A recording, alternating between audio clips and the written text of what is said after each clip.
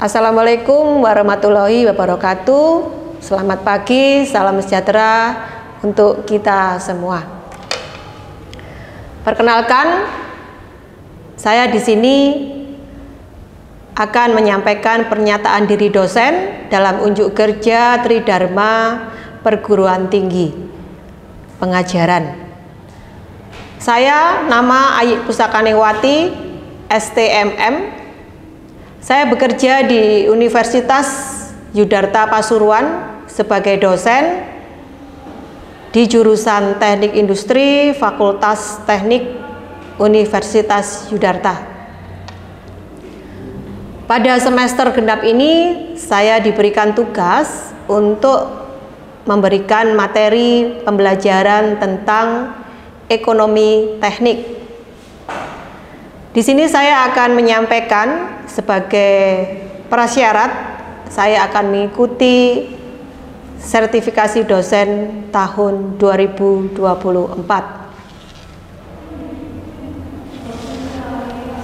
Adapun identitas mata kuliah yang saya sampaikan pada semester genap ini yaitu mata kuliah ekonomi teknik dengan jumlah SKS 2 dan diampu pada semester 2. Adapun deskripsi dari mata kuliah ekonomi teknik adalah membahas tentang konsep-konsep pengantar ilmu ekonomi teknik dan aliran kas, serta nilai-nilai waktu dari uang dan pemanfaatannya untuk mengevaluasi dan menganalisis alternatif-alternatif yang ada dalam rencana kegiatan ekonomi dalam pengambilan keputusan. Itu adalah deskripsi mata kuliah dari ekonomi teknik. Capaian pembelajaran mata kuliah ekonomi teknik yang pertama itu adalah mahasiswa mampu membuat keputusan pemilihan alternatif dalam permasalahan-permasalahan di bidang ekonomi teknik. Yang kedua, mahasiswa mampu bekerja sama dalam tim atau dalam kelompok dalam mengerjakan tugas yang diberikan. Sistem perkuliahan yang saya sampaikan, yang pertama sistem pembelajaran saya lakukan secara tatap muka dengan 16 kali pertemuan, 8 kali sebelum UTS dan 8 kali setelah UTS sampai UAS. Yang kedua, metode pembelajaran yang saya sampaikan yaitu dengan ceramah, diskusi, dan juga ada tanya jawab. Model pembelajarannya menggunakan Teacher Learning Center dengan menggunakan media proyektor dan juga ada PowerPoint. Sistem penilaian mata kuliah ekonomi teknik ada 3. Yang pertama dari tugas. Tugas nilainya 30%. Jadi 30% ini sebelum UTS dan sebelum UAS. Yang kedua ada UTS. Nilai UTS 30%. Jadi UTS dilakukan secara tertulis, ujian tertulis. Dan yang terakhir ujian UAS atau UAS 40% yaitu secara tertulis. Jadi komposisi nilai ada 3. Capaian pembelajaran lulusan yaitu mampu menyampaikan hasil-hasil perancangan teknis dari rencana investasi kepada pengambil keputusan di dalam permasalahan ekonomi teknik.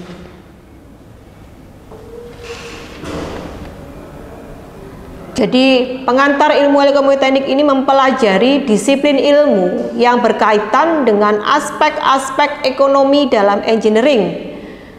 Jadi terdiri dari berbagai macam biaya dan manfaat-manfaat dari usulan proyek-proyek teknik. Dalam ekonomi teknik ini juga melibatkan analisis secara teknik dengan menitik beratkan pada aspek ekonomi dan memiliki tujuan dalam mengambil keputusan.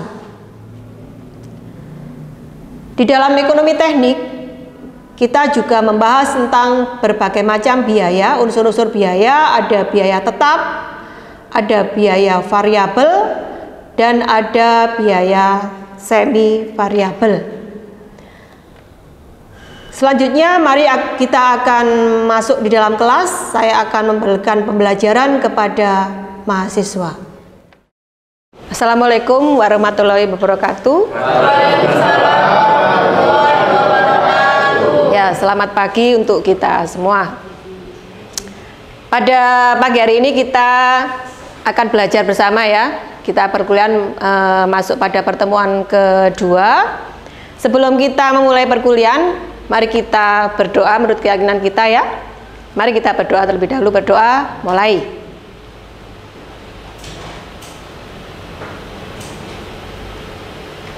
Berdoa selesai. Baik, gimana kabarnya? Baik. Ya, semuanya sehat? Sehat. Ya, baik. Pertemuan yang lalu kita sudah membahas tentang apa itu pengantar ekonomi teknik. Ya.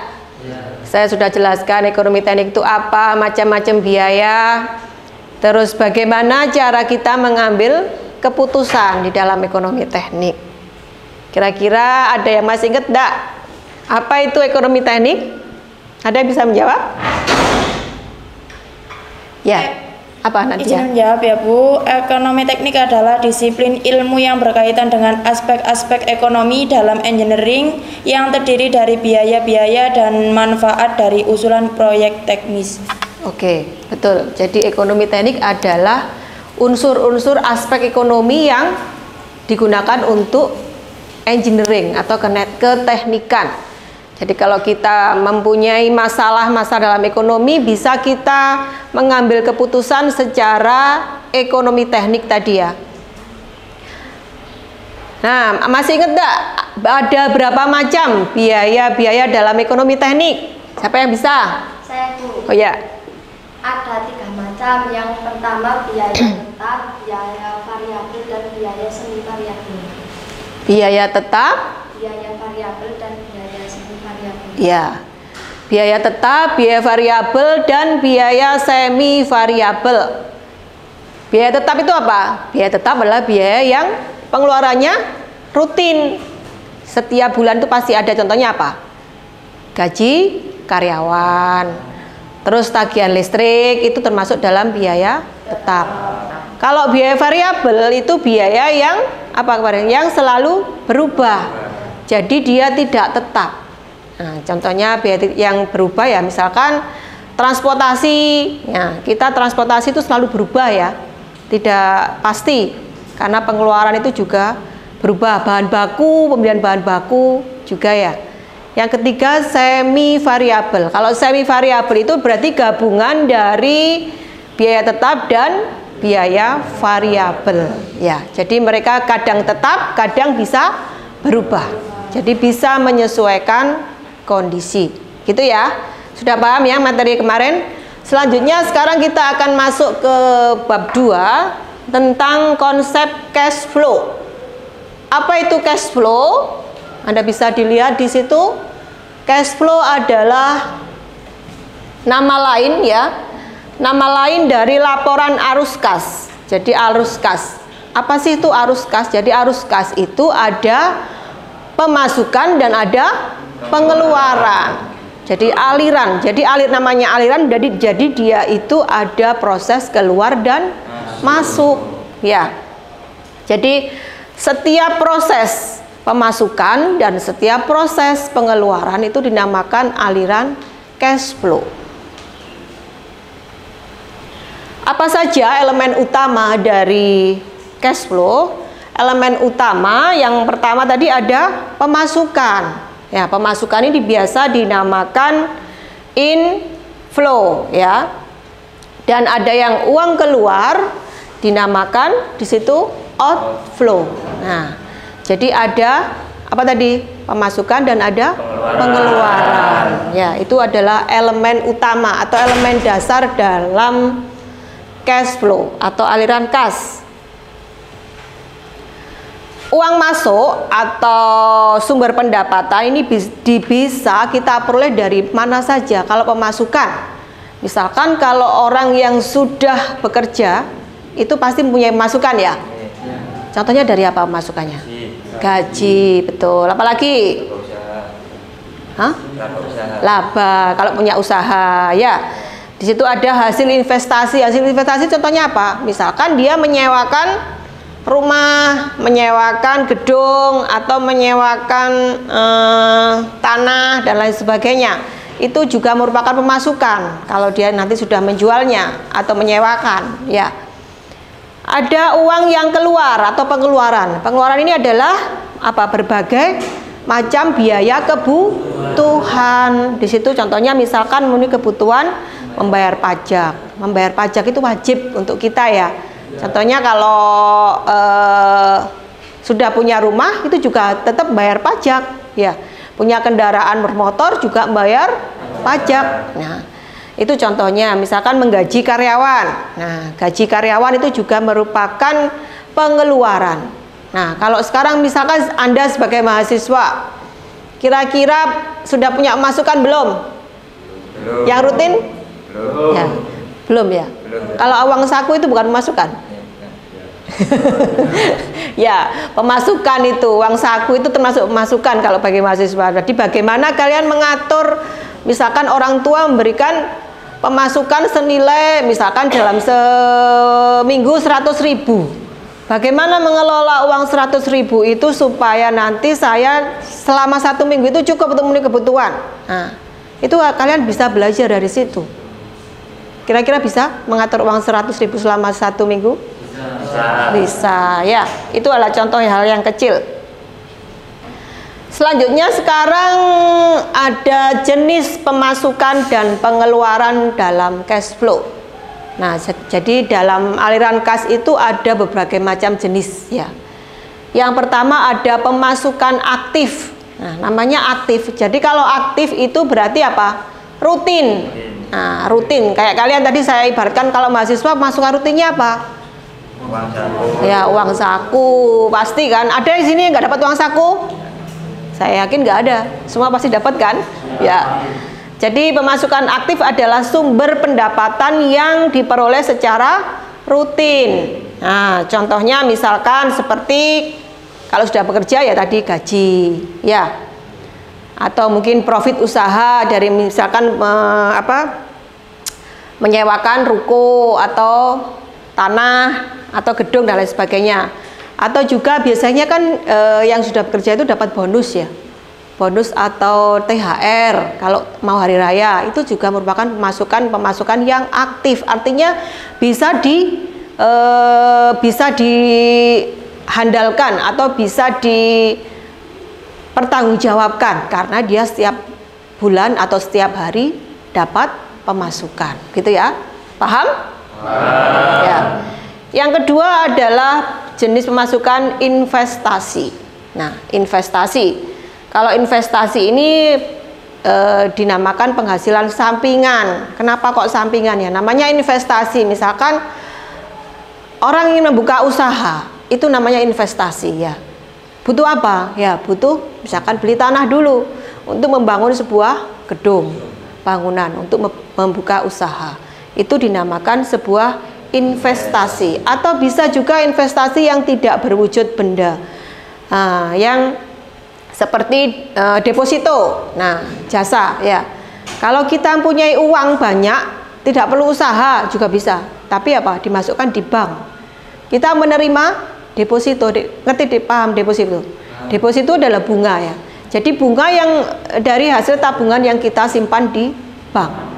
Jadi kalau punya uang lebih boleh diinvestasikan di bank sehingga kita memperoleh penghasilan ya, penghasilan dari uang deposito tersebut. Yang ketiga bisa juga dari penjualan properti. Misalkan mempunyai banyak usaha properti, sekarang yang lagi banyak itu properti misalkan perumahan ya.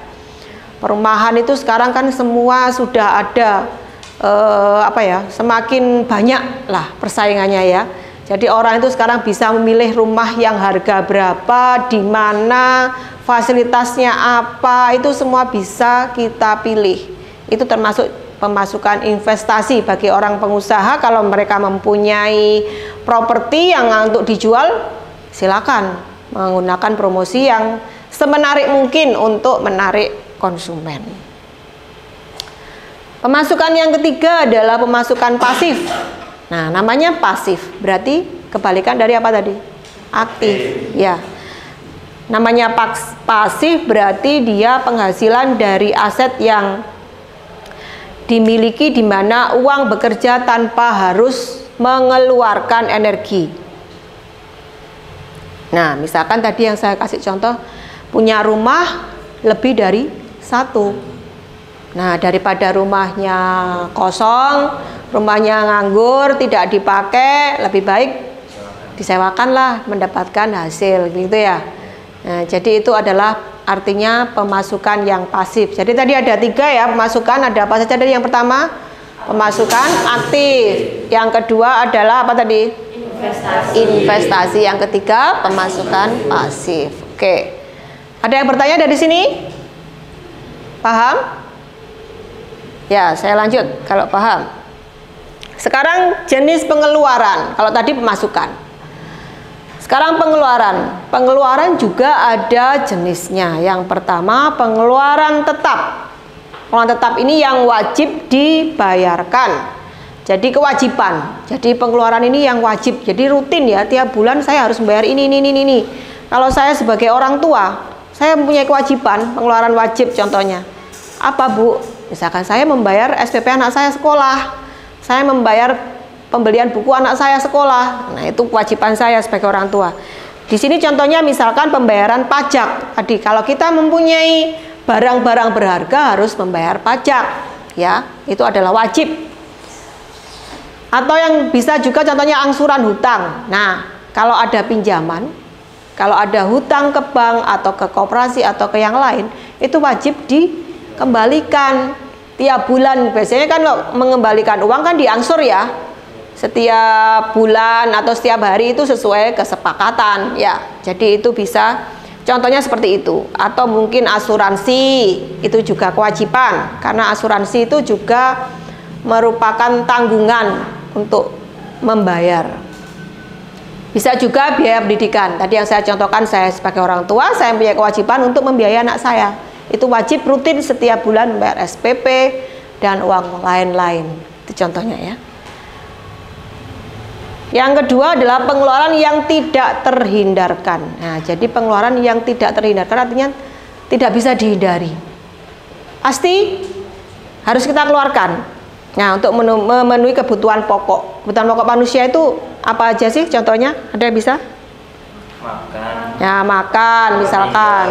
Tempat tinggal, membeli baju, ya, itu contohnya.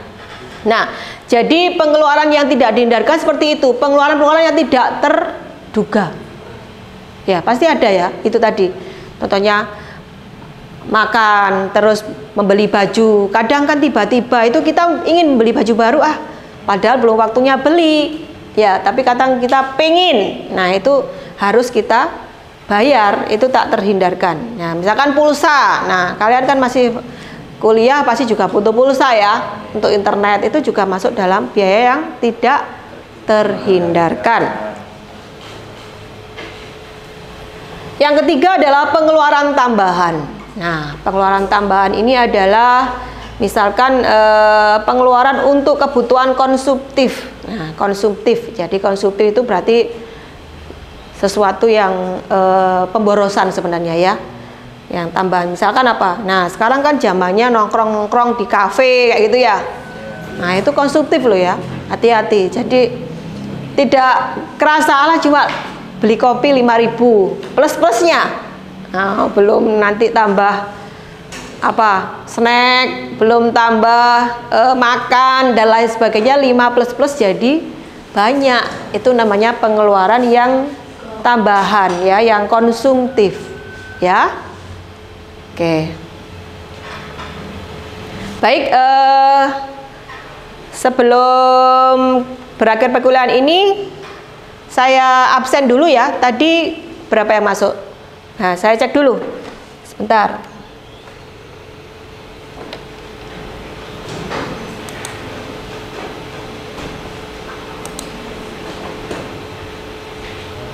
Ahmad Uzair ada? Ada, Bu.